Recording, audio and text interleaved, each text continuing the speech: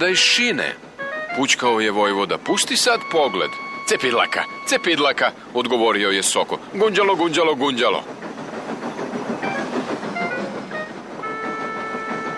Lokomotive su išle sve sporije i sporije.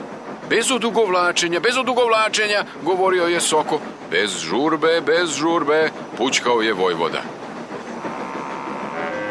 Ubrzo su stigli do tunela. Soko nije voleo taj tunel. On ulazi u krivinu i ništa se ne vidi.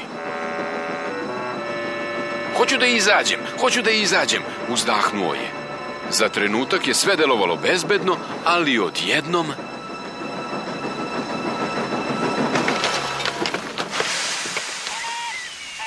Soko je ispao sa šina i visio je preko opasne litice. Vojvoda se hrabro držao svom svojom snagom.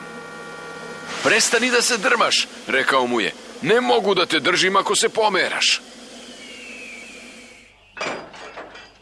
Vojvodin vozač i ložač su brzo radili kako bi se lokomotive ponovo našle na sigurnom. Ali se ponovo pojavila nevolja. Voda, povikao je Vojvodin ložač. Vojvodi je hitno potrebna voda. Srećom u blizini se nalazila kućica za radnike. Ubrzo su svi dodavali krčage, kofe, šerpice i tiganje pune vode sve dok se Vojvodi nije ugasila žeđ. Tada je vojvoda prikupio snage i konačno, uz pomoć svih tih ljudi, uspeo je da vrati Sokola na šine.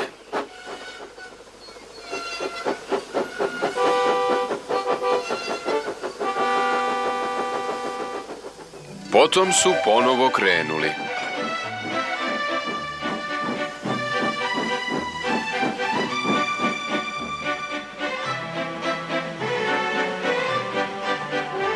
Poslovođa je čekao na glavnoj stanici. Izvinio se za nezgodu. Vaš vojvoda je heroj, rekli su putnici. Čvrsto se držao kao buldog i nije hteo da pusti. I Soko je bio zahvalan. Hvala ti što si me spasao, vojvodo. Ne znam samo zbog čega si se mučio, ja se nisam lepo ponašao. Pa, odgovorio je vojvoda, upravo si dobio novi sloj farbe. Bila bi šteta da si se skotrljao nizbrdo i pokvario ga.